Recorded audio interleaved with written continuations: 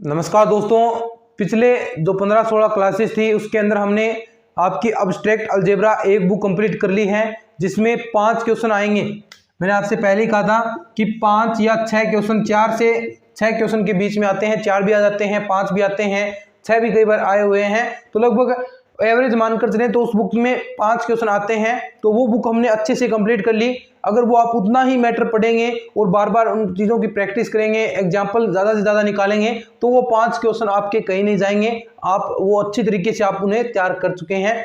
अब जो बुक आएगी, देखिए हम सबसे पहले वे चीज़ें कर रहे हैं जिनसे ज़्यादा क्वेश्चन पूछे जाते हैं, जिनसे मैक्सिमम क्वेश्चन पूछे जाते हैं, वो चीज़ें मैं आपके लिए करवा रहा हूँ। अब एक और इम्पोर्टेंट बुक है जिसका नाम, देखिए आपने पढ़ा, इसे 12th में भी पढ़ा है, अवकल समीकरण, लेकिन वहां पर थोड़ा पार्ट था, लेकिन जो ग्रेजुएशन लेवल पर है यहां पर बड़ा पार्ट हो जाएगा। इसमें कुछ चीजें और भी ऐड होती जाएंगी। डिफरेंशियल इक्वेशन,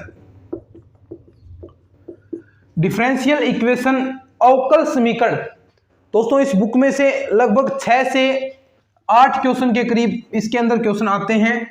6 तो आते ही आते हैं, 6 तो आएंगे डेफिनेटली, 6 क्वेश्चन आएंगे, 7 आ सकते हैं, 8 आ सकते हैं। इतने क्वेश्चन ये जो देख सकते हैं कितना बड़ा पार्ट है और बिल्कुल आसान बुक है। थोड़ा सा देखिए टाइम लगता है क्वेश्चन को सोल्व करेंगे, क्योंकि इसका कोई शॉर्टकट तरीका नहीं है। आप जो चीजें करेंगे dy/dx, फिर भी हम बार बार प्रैक्टिस करोगे तो आप इनमें ऑटोमेटिक चीजें आप सोल्व कर पाएंगे। देखिए यहाँ पर हम टॉपिक करेंगे और उसके 1-2 एग्जाम्पल होंगे, लेकिन आपको एग्जाम्पल बहुत सारे निकालने हैं। जो भी आपके पास प्रैक्टिस बुक है, जो आपके पास ग्रेजुएशन वाली बुक है, उसके अंदर भी बहुत सारे क्वेश्चन दे रखे हैं। हूबहू वही चीजें पूछता है, तो वो आपको चीजें ज्यादा से ज्यादा प्रैक्टिस करनी है। क्योंकि देखिए यहाँ पर अगर हम करेंगे तो एक वीडियो के अंदर 1-2 क्वेश्चन ही हो पाएंगे, लेकिन प्रैक्टिस तो बहुत सारी करनी पड़ी है। अलग अलग प्रकार से क्वेश्चन बन सकते हैं, तो आपको ज्यादा से ज्यादा अवकल समीकरण में प्रैक्टिस करनी है। आपने दोस्तों अवकल समीकरण को मैंने कहा 12th में भी पढ़ा, वहां पर क्या पार्ट था, देखिए साथ साथ में दोनों क्लियर हो जाएगी। जो 12th में था वो भी आपका क्लियर हो जाएगा, और यहाँ पर ग्रेजुएशन है वो भी आपका क्लियर हो जाएगा। तो वहां पर तो था सबसे पहले अवकल समीकरण, ठीक है, उसकी डेफिनेशन, अवकल समीकरण की कोटि, ये भी चीजें हम पढ़ेंगे। कोटि, इसमें से भी क्वेश्चन बनने की संभावना है। घात अवकल समीकरण की, फिर आपने जो इस अवकल समीकरण का सॉल्यूशन किया कि किस प्रकार आप अवकल समीकरण को सोल्व करेंगे, y और जो आपके स्वतंत्र चर हैं और स्वतंत्र चरों में रिलेशन आप निकालेंगे, न कि अवकलज जो आपके dy/dx उनको हटाकर एक आप साधारण समीकरण आप बनाएंगे। तो वहां पर आपने उसका हल होगा, जिसमें आपके व्यापक हल होगा, व्यापक हल, विशिष्ट हल, विचित्र हल,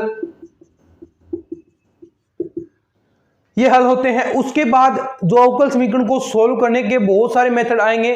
चरों का पृथक्करण, समघात आप बनाएंगे, ये चीजें आप पढ़ चुके हैं 12th में। ये मैटर इतना पढ़ चुके हैं जो भी मैं आपको बता रहा हूं। फर्स्ट प्रथम कोटि का था वहां पर, तो फिर आप समघात, उसके बाद रेखिक वाला पढ़ेंगे, रेखिक अवकल समीकरण, वहां पर इतना ही मैटर था। लेकिन यहां पर और भी चीजें आएंगी।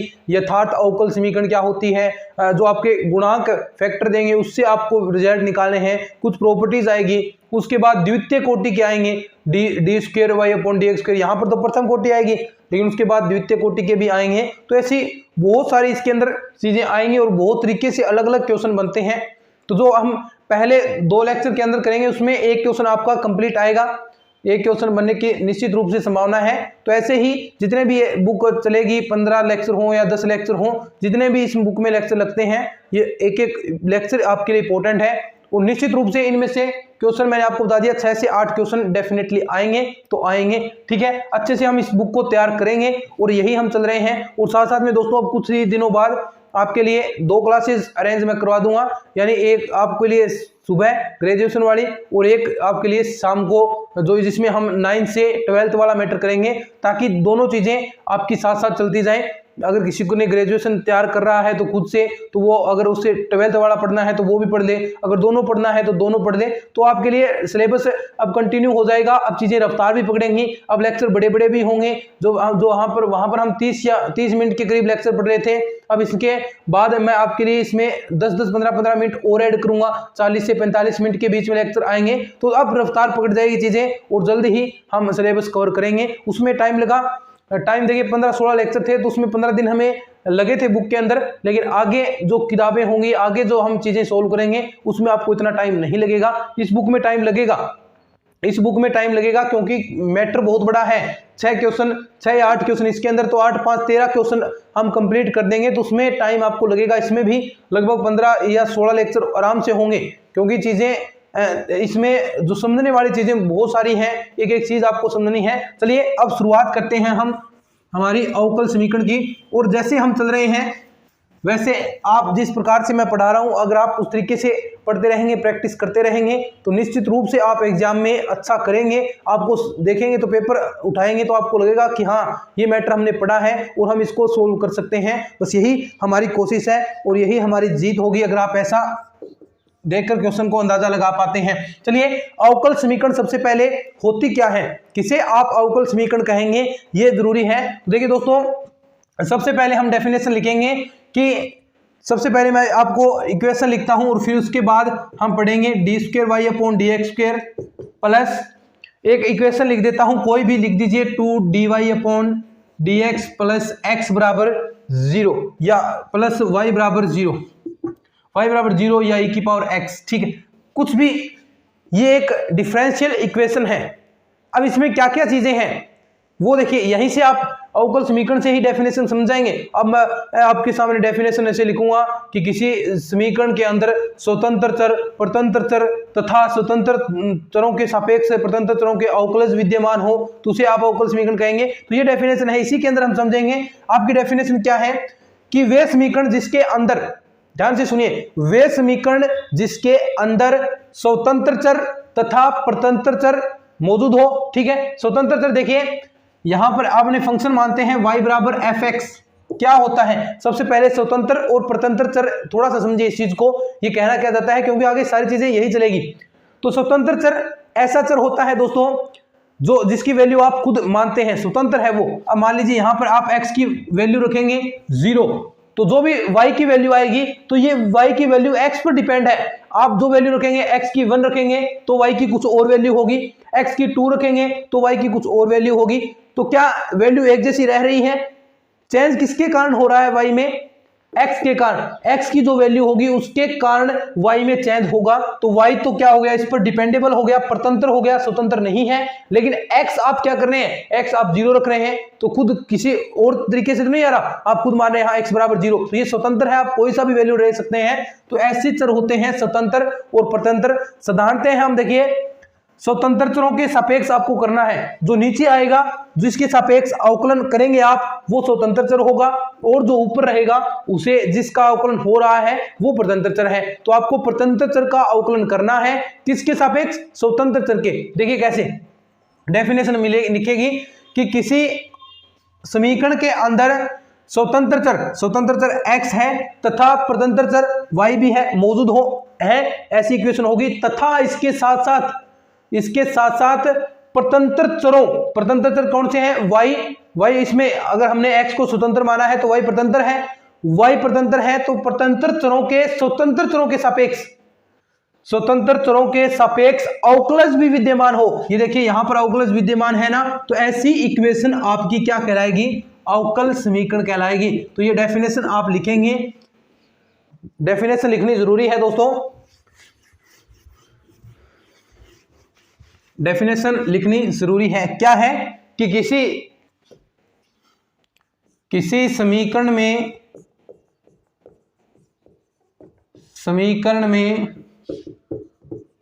परतंत्र चर तथा स्वतंत्र चर व इसके साथ साथ परतंत्र चरों के स्वतंत्र चरों के सापेक्ष अवकलन विद्यमान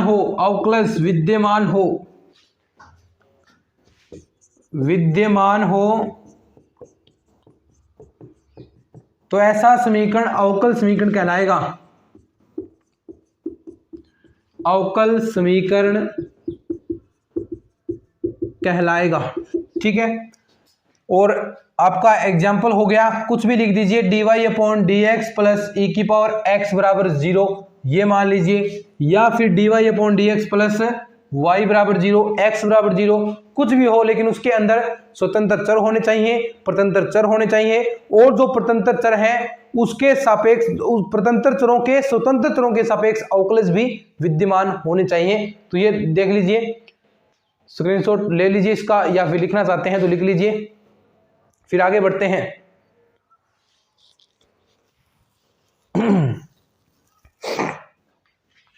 ठीक है,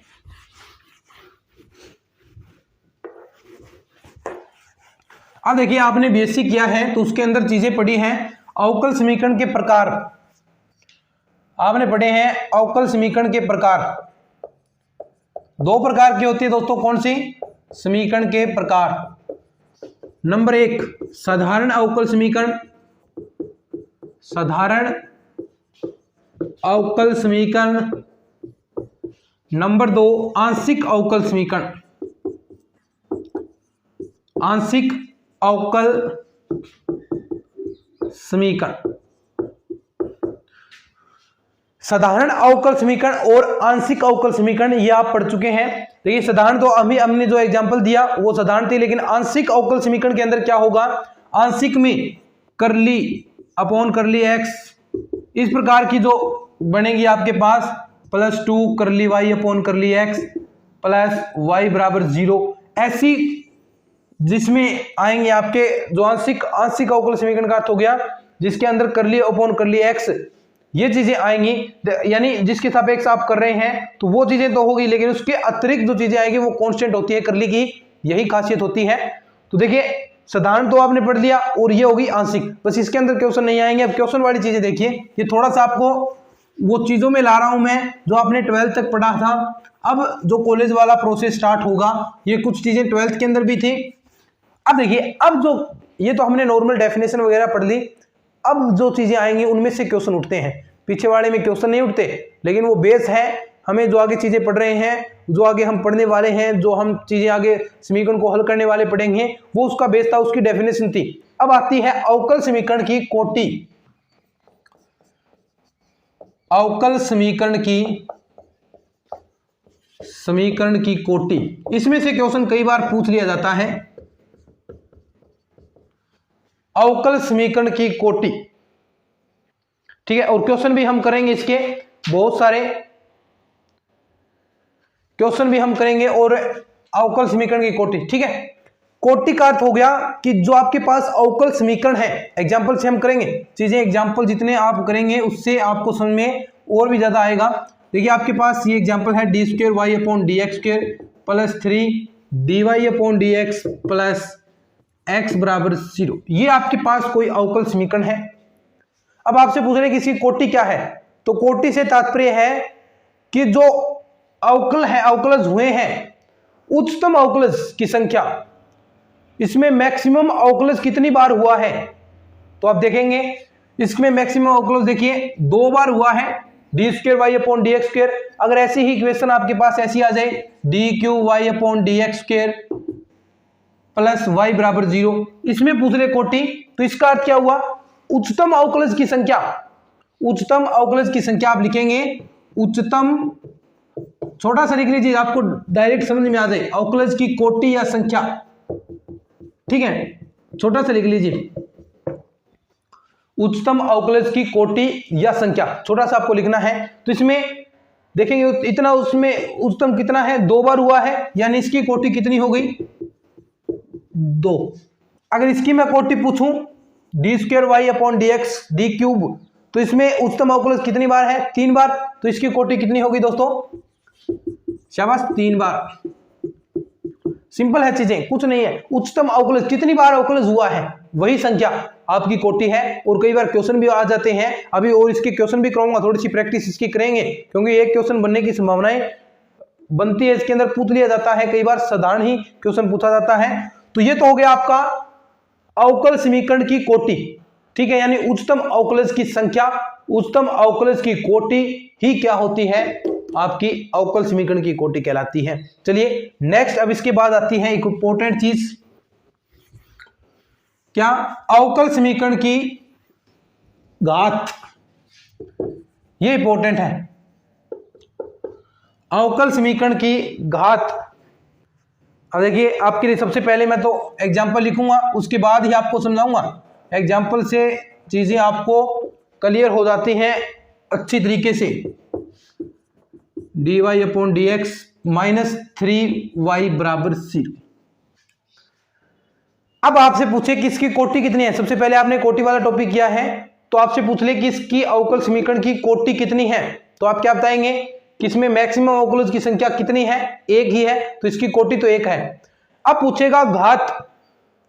घात का तात्पर्य क्या होता है कि किसी अवकल समीकरण में परिमेयकरण करने के बाद, यानी एक बहुपद फलन बनाना है आपको। ऐसा नहीं है अगर इसके 1/2 है किसी की पावर, अभी कुछ एग्जाम्पल और करेंगे, तो वैसा नहीं, उसमें परिमेयकरण करना है आपको। और उसके बाद जो उच्चतम अवकलज है, उच्चतम अवकलज dy/dx, उसकी कितनी घात है, वही क्या होती है? अवकल समीकरण की घात। यानी उच्चतम अवकलज की घात, यानी उच्चतम अवकलज के ऊपर जो पावर लगी है, यही अवकल समीकरण की घात होती है। घात यही अवकल समीकरण की घात होती है। अब 2-3 चीजें आपको अच्छी बताऊंगा, एक बार एग्जांपल लिख देता हूं मैं। देखिए 1-2 एग्जांपल लिखता हूं मैं, फिर आपको मैं बताऊंगा। 1-2 एग्जांपल लिख देता हूं। देखिए एक ऐसा है d² y/dx² प्लस 1 + dy/dx की होल स्क्वायर की पावर 3/2। एक एग्जांपल है आपके पास, 2-3 एग्जांपल लिख देता हूं, उसके बाद हम करेंगे। d4 y/dx की पावर 4 प्लस आपके पास है sin dy/dx बराबर 0। अब आपसे ये 3 दिए हैं और पूछा है कि इनकी घात बताएं कितनी है। घात और कोटि दोनों आपको बतानी है। तो इसके अंदर तो आपने बता दी क्योंकि ये परिमेयकरण था, लेकिन एक बहुपद होना चाहिए। अब देखिए इसके अंदर आप डायरेक्ट घात नहीं बता सकते कितनी है, इसका आपको पहले परिमेयकरण करना पड़ेगा। अगर आप यहां पर देखिए डायरेक्ट देखते हैं तो आपको उच्चतम अवकलज d² y/dx² हुआ है और इसके ऊपर घात कितनी है, एक ही तो लगी है, तो ऐसा गलत हो जाएगा। आपको इसका परिमेयकरण करना पड़ेगा। वो कैसे करेंगे? d² y/dx² बराबर -1 + dy/dx की पावर 3/2। अब देखिए यहां पर बहुपद होना चाहिए, न कि बटा वाली घातें नहीं होनी चाहिए। 1/2, 2/3, उसे आप पावर में जो पूर्ण पावर होती है उसमें कन्वर्ट कीजिए। तो इसमें करेंगे तो आप इसका स्क्वायर करेंगे, d² y/dx का स्क्वायर करेंगे तो ये प्लस हो गया 1 + dy/dx की होल स्क्वायर की पावर 3। अब ये बात सही है, अब ये हट गया। अब यहां पर आप करेंगे तो इसकी पावर आपको पता चलेगी। अब देखिए उच्चतम अवकलज कौन सा है? क्या dy/dx एक बार है और 2 बार कौन सा है? d² y/dx²। तो इसकी जो घात है ऊपर कितनी है? 2, तो इसकी घात होगी दोस्तों 2। ऐसे चेक करना है, घात 2। और कोटि कितनी है? उच्चतम अवकलज कितनी बार हुआ है, कोटि भी यहां पर 2 होगी। अब देखिए अब एक जबरदस्त एग्जाम्पल आपके लिए, इसमें बताएं भाई, इसमें मुझे बताएं सबसे पहले कोटि कितनी है। कोटि तो बताएंगे आपकी, यहां 4 बार अवकलन हुआ है तो कोटि 4 है। घात कितनी है? घात देखिए दोस्तों, अगर ये क्या है, यहां पर x फंक्शन, ये आपका एंगल होता है साइन के बाद जो साइन x है। अगर आप फंक्शन के अंदर, ये साइन आपका पूरा फंक्शन है और फंक्शन के अंदर आप अवकलन कर रहे हैं, ये नहीं है, तो घात इसकी क्या हो जाएगी? अवकलन इसके अंदर नहीं होगा, फंक्शन के अंदर नहीं है। अब y बराबर fx है तो fx के अंदर उसका आप अवकलन थोड़ी ना करेंगे। जो बाहर था dy/dx उसका आपने अवकलन किया है, स्वतंत्र चर का थोड़ी ना है, इसके अंदर तो स्वतंत्र चर होगा। तो ये क्या हो गया दोस्तों, आपकी जो घात है इसके अंदर अपरिभाषित होगी। ऐसी आपको चीजें मिल जाए उसके अंदर घात अपरिभाषित होगी। ठीक है, जैसे एक एग्जाम्पल आपको मैं और बताता हूं, ये चीजें समझने वाली हैं, बस ये छोटी छोटी चीजें हैं, बाकी कुछ इसमें है ही नहीं। अब आपके पास दे दे d² y/dx² plus cos dy/dx बराबर 0। वही बात, कोटि कितनी? कोटि तो 2 है। घात कितनी है? फिर घात बताएं मुझे कितनी है। शाबाश, dy/dx मैंने कहा एंगल के अंदर dy अपॉन dx अवकलज नहीं हो सकते, बाहर होंगे। एंगल के अंदर थोड़ी ना लगाएंगे, एंगल का तो ये पूरा फंक्शन है, इसका तो अवकलन होता है। क्या आप जो एंगल है उसका थोड़ी ना अवकलन करेंगे, तो इसमें घात आपकी अपरिभाषित होगी। ऐसे भी बहुत सारे एग्जाम्पल बनते हैं, जैसे next example dy upon dx plus y बराबर e की पावर x। इसमें बताइए सिंपल सा क्वेश्चन है, कितनी पावर है इसकी, dy upon dx plus y बराबर e की पावर x। तो देखेंगे आप इसमें अवकलज कितनी बार हुआ है, उच्चतम अवकलज कोटि कितनी है इसकी, 1, और घात भी कितनी होगी, 1। सिंपल सी बात है, इसमें तो कुछ सोचने वाली चीजें ही नहीं है। अगर आपसे पूछ ले ऐसे, अब आपको पता है अवकलन को आप ऐसे भी डैश के रूप में भी कन्वर्ट कर सकते हैं। छोटी छोटी चीजें अभी समझ लेंगे तो दिक्कत नहीं आएगी। y को आप डैश के रूप में करते हैं, y के ऊपर आप अवकलन करेंगे तो डॉट भी लगा सकते हैं, यानी किसके इक्वल है, dy upon dx y dash आप लगाते हैं, या फिर y के ऊपर एक डॉट। अगर 2 बार करना हो, d square y upon d x square 2 बार करें तो y 2 डैश आ जाएगी, y के ऊपर 2 डॉट आ जाएगी। अगर आप 3 बार करते हैं d cube y upon d x cube, तो यहाँ पर क्या होगा दोस्तों, y की 3 डैश आ जाएगी और यहाँ पर 3 डॉट आ जाएगी। तो ये आप छोटी छोटी चीजें पता होगी, आपको पता नहीं है तो इनको याद कर लीजिए, क्योंकि मैंने आपसे पहले भी कहा था कि जो एग्जामिनर है वो आपसे चाहता है कि आप क्वेश्चन गलत करें, तो गलत करेगा वो, थोड़े से आपको क्वेश्चन सिंपल है लेकिन थोड़े से उसमें चेंज करेगा और आपको घुमाएगा क्वेश्चन में, तो वो घुमाए इसी प्रकार से, यही चीजें हैं, इन्हीं से घुमा सकता है, सिंपल क्वेश्चन कोई नहीं देता। देखिए क्वेश्चन आप दे दिए, ऐसा दे दिया आपके पास, क्वेश्चन दे दिया कि y डैश प्लस 5y बराबर 0। अब इसमें पूछा है कि आपको कितनी इसकी घात है। देखिए सबसे पहले कोटि बताइए मुझे, कोटि कितनी है, उच्चतम कितनी बार हुआ है, एक ही बार तो हुआ है, घात भी एक ही है इसकी। तो ये आपका हो गया दोस्तों कोटि और आपकी घात। देखिए कोटि क्या थी, उच्चतम अवकलज कितनी बार अवकलज हुआ है, 2 बार हुआ है, 3 बार हुआ है, 3 बार हुआ है तो 3 बार 3 उसकी कोटि हो जाएगी। लेकिन घात क्या था, घात था कि जो उच्चतम आपका अवकलज हुआ है उसके ऊपर कितनी पावर है। जो आपके पास मान लीजिए किसी अवकल समीकरण का 3 बार अवकलन हुआ है, तीन बार अवकलज हुआ है d cube y upon d x cube, तो उसके ऊपर जो ऊपर वाला है उसके अंदर कितनी घात है, उसकी कितनी पावर है, वही अवकल समीकरण की पावर होती है। ये है। अब देखिए 2 क्वेश्चन आपको मैं देता हूं, सोल्व करने हैं आपको।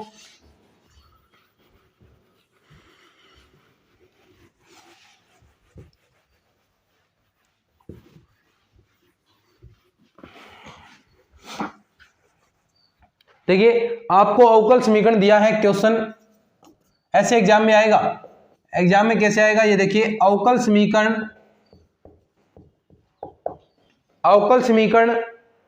2x square d square y 2x square d square y upon d x square minus 3dy upon d x 3dy upon d x plus y बराबर 0 की कोटि तथा घात की कोटि है, ठीक है। अब आपको ऐसा क्वेश्चन देगा और उसके अंदर आपको ऑप्शन मिलेंगे। ऑप्शन नंबर ए ऑप्शन है आपके पास 2, बी है 1, सी है 0, डी है आपके पास परिभाषित नहीं। बताएं शाबाश, क्या आंसर होगा इसका, कितनी कोटि है इसकी। तो देखिए मैंने आपको बताया कि अवकल समीकरण की कोटि क्या होती है। अवकल समीकरण की कोटि उच्चतम अवकलज की संख्या, तो उच्चतम अवकलज कितनी बार हुआ है, यहाँ पर d square y upon d x square 2 बार हुआ है, तो इसकी कोटि भी कितनी होगी, 2 होगी। अब इसमें भी आपको पूछ रहे घात कितनी है, इस अवकल समीकरण की घात कितनी है, तो आप क्या बताएंगे। देखिए जो उच्चतम अवकलज हुआ है उसके ऊपर कितनी पावर है, तो उसके ऊपर कितनी पावर है, 1 की पावर है। अगर 2 होती तो 2, तो इसकी घात कितनी हो जाएगी दोस्तों, इसकी घात 1 हो जाएगी। अब एक क्वेश्चन और देखिए, अवकल समीकरण आपको दिया है, अवकल समीकरण आपको दिया है d square y upon d x square की power 3 plus dy upon dx square plus sine dy upon dx plus 1 बराबर 0 की घात है। वेरी गुड, ऑप्शन आपके हैं। नंबर ए 3 है भैया, नंबर बी है 2 है, सी आपके पास 1 है और डी है परिभाषित नहीं, परिभाषित नहीं। अगर उसने ध्यान से नहीं पढ़ा क्वेश्चन को तो बताएं, क्वेश्चन को ध्यान नहीं पढ़ा तो वो आंसर टिच करेगा सीधा का सीधा ए ऑप्शन। कैसे करेगा? क्योंकि अवकल समीकरण आपको दिया है d square y upon d x square की पावर 3, यानी उच्चतम 2 बार हुआ है और उसकी पावर कितनी है? 3 है। तो 3 पावर देखते ही आंसर पहला ही दे रखा है 3। हाँ जी, 3 सही है। और दूसरा गलत क्या करेगा? दूसरा सोचेगा हाँ उसने कोटि और घात में अंतर नहीं पता होगा, कोटि और घात में अंतर नहीं पता, तो d square y upon d x. हाँ, उच्चतम अवकल कितनी बार हुआ है? देखिए d square y upon d x 2 बार हुआ है, तो ये 3 तो नहीं होगा, क्या 2 होगा? तो दोनों ही आप गलत है। तो आंसर क्या होगा इसका? क्वेश्चन आपने ध्यान से नहीं पढ़ा। मैंने कहा कभी भी फंक्शन के अंदर जो आपका एंगल है इसके अंदर d y upon d x नहीं आ सकता, क्योंकि अवकलन यहां पर थोड़ी ना होगा, हम पहले ही इसको समझ चुके हैं। अवकलन तो फंक्शन का होगा, अगर अवकलन करना होता तो साइन एक्स का होता, अंदर वाले का थोड़ी ना होगा, अंदर थोड़ी ना जाएगा फंक्शन के अंदर। तो इसका ये आते ही मैंने आपको पहले ही समझाया था कि परिभाषित है नहीं है, तो इसका आंसर क्या होगा? डी, कि इसकी घात परिभाषित नहीं है। यही पूछा है कि घात कितनी है। अगर इसकी कोटि पूछे तो कोटि आप बताएंगे इसकी 2 है, क्योंकि इसमें उच्चतम अवकलज की संख्या कितनी है? 2 है। ठीक है, तो ये इसकी कोटि हो जाती। एक क्वेश्चन और देख लीजिए, फिर अच्छे से आपको क्लियर ही हो जाए चीजें, अच्छे से चीजें क्लियर हो जाएं, इसलिए एक क्वेश्चन और देखिए। क्वेश्चन है आगे, क्वेश्चन है d square y upon d x square बराबर cos 3x plus sign 3x की कोटि व घात है। बताएं कितनी है? स्पष्ट है, नाम से स्पष्ट दिख रहा है। इसकी कोटि कितनी होगी? देखिए उच्चतम अवकलज कितने बार हुआ है? 2 बार, तो कोटि कितनी होगी? 2। घात देखिए कितनी होगी? घात क्या है? जो उच्चतम अवकलज है उसकी कितनी संख्या है? 1 है, और ये आपको परिमीकरण आपको करने की जरूरत ही नहीं है, तो घात इसकी 1 हो जाएगी। कोटि 2 घात 1। तो ऐसे क्वेश्चन बन सकते हैं इसके अंदर। दोस्तों ये क्वेश्चन से मैंने 12th वाली बुक से भी, न कि किसी गाइड वगैरह से नहीं, गाइड में इतना मैटर आपको मिलेगा ही नहीं। ये चीजें हमने जो नोट्स मैं आपके लिए तैयार कर रहा हूँ, ये आपको जो ऑफिशियल बुक है, ओरिजिनल बुक है गोखरू पब्लिकेशन की, आपकी जो एनसीईआरटी के अंदर लगती है, जो इतना मैटर हमने किया है उसमें से ये चीजें मैं तैयार कर रहा हूँ, न कि किसी गाइड वगैरह में। एग्जाम्पल भी वहां से हैं, क्योंकि एग्जाम्पल आएंगे तो हूबहू आपकी बुक से उठेंगे, क्वेश्चन आएंगे तो आपकी बुक से उठेंगे। तो आप किसी गाइड वगैरह के चक्कर में न पढ़कर आपके पास जो बुक है उसके एमसीक्यू निकालिए, उसके विविध प्रश्न निकालिए, वो अगर आप सोल्व करेंगे तो आपका निश्चित रूप से सारा टॉपिक क्लियर होगा और उसी में से क्वेश्चन उठेंगे। और जो अवकलन समाकलन है उसमें तो डायरेक्ट उठते हैं। अब देखिए इसके अंदर आपको मैं साथ साथ में अवकलन समाकलन अभी तक नहीं किए, लेकिन इस टॉपिक में साथ साथ में हम समाकलन सीख जाएंगे, क्योंकि आप चीजें भूले हैं। इसके अंदर आपको बार बार समाकलन करने पड़ेंगे, अलग अलग तरीके आएंगे, तो सारे समाकलन आप साथ साथ में सीख भी जाएंगे। ये भी आपको इसमें बुक में बेनिफिट होगा। और समाकलन अकेले टॉपिक के अंदर 8 से 10 क्वेश्चन पूछे जाते हैं भाई। समाकलन का क्षेत्र निकालना हो, चाहे जो आपको आकृतियां दी हैं समाकलन निकालना हो, अकेले टॉपिक में से 8 से 10 क्वेश्चन पूछे जाते हैं। तो ये बुक आपके लिए कितने नंबर की हो गई? 8 तो इसके अंदर खुद प्रश्न थे, 8 9 और हो गए, लगभग 16-17 क्वेश्चन। जब तक हम ये बुक कंप्लीट करेंगे तो आप 16-17 क्वेश्चन आराम से इजीली क्लियर कर पाओगे।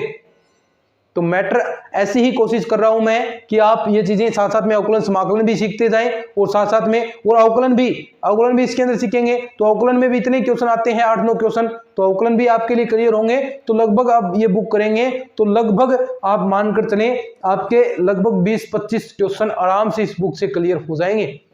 तो यही कोशिश हम कर रहे हैं, लगातार आप तक मैटर पहुंचा रहे हैं। अगर ये लेक्चर सीरीज आपको पसंद आ रही है तो इसको शेयर किया करें, थोड़ा सा जो बटन आपको दिखाई दे रहा है शेयर वाला उस पर क्लिक कर दिया करें, शेयर करें, सपोर्ट दिखाएं, अपना सपोर्ट दिखाएंगे तभी ये चीजें सक्सेसफुल होंगी। क्योंकि आज तक किसी ने इतनी फ्री कोर्स करने की हिम्मत नहीं करी है और हम आप तक फ्री पहुंचा रहे हैं, वादा किया आप तक पूरा कोर्स पहुंचाएंगे तो पहुंचाएंगे भी। तो थोड़ा सा सपोर्ट कर दिया करें अपने सर को। चलिए आज के इस लेक्चर के अंदर इतना ही पढ़ेंगे। नेक्स्ट जो आपका लेक्चर होगा उसके अंदर हम अवकल समीकरण के हल के बारे में पढ़ेंगे। चरों का पृथक्करण, समघात, रैखिक अवकल समीकरण, इनके बारे में हम स्टार्ट करने वाले हैं। चलिए उम्मीद है आपको लेक्चर पसंद आए हैं, शेयर कीजिएगा थोड़ा सा। चलिए आज के इस वीडियो में इतना ही, धन्यवाद।